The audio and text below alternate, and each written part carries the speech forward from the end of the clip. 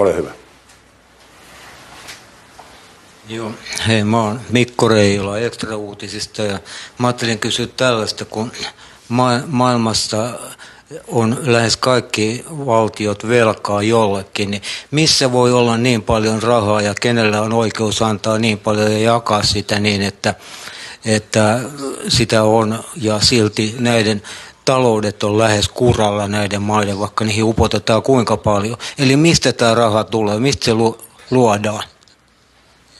No, raha sinänsä luodaan varmaan pankeissa velanotolla, niin kuin taloustieteessä joskus on tullut opiskeltua venetsialainen kirjanpito, mutta se miten tämän niin kuin kannattaa ajatella maalaisjärjellä, niin on just se, että mitä raha on.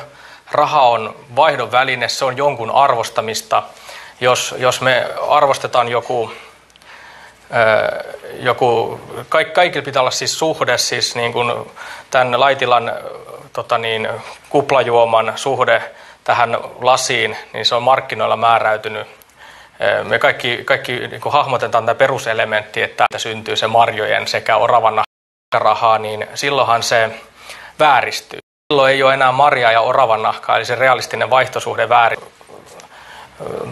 Toki valuuttajärjestelmä, vaihdantajärjestelmä, hyödykejärjestelmä perustuu tällaisiin erilaisiin instrumentteihin, mutta se tässä on niin kuin nimenomaan se tärkeä havainto, että kun sitä rahaa luodaan tyhjästä, niin mitä enemmän sitä luodaan, niin sen enemmän tulee ongelmia ja silloin se talous alkaa vääristymään, markkinat alkaa vääristymään ja silloin se on aika paljon valtaan liitännäinen asia, että minkä takia Fedi painaa koko ajan nyt menemään, niin sehän liittyy niin kuin maailmanpoliittiseen valta-asetelmaan tietenkin myös, että kuka pystyy luomaan rahaa tyhjästä eniten, niin on tietyssä mielessä rikkain, mutta sen täytyy olla jo valmiiksi mahtavin, että se pystyy niin tekemään niin kuin Yhdysvaltojen ja muiden suurvaltojen tapauksessa ehkä näin, mutta Euroopan unioni on siinä rinnalla ja sehän tässä on, että ei täysin tiedetä sitä, kun päätepiste on joka tapauksessa nimenomaan sen rahan luominen. Et sinänsä olen tyytyväinen, että sä kysyt niin tämän älykkään kysymyksen, koska se päätepiste, että Euroopan keskuspankki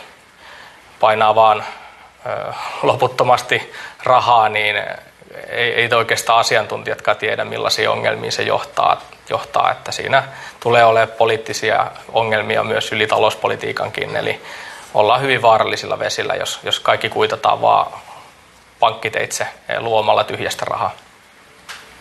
Se oli tärkeä kysymys sen takia, että siitä on jo varoituksen ääniä ollut maailmalla, koska historia on osoittanut se, että setelielvytyksen päässä on hyperinflaatio, jolloin jaetaankin sitten omaisuutta ja monta muuta asiaa ihan toiseen malliin.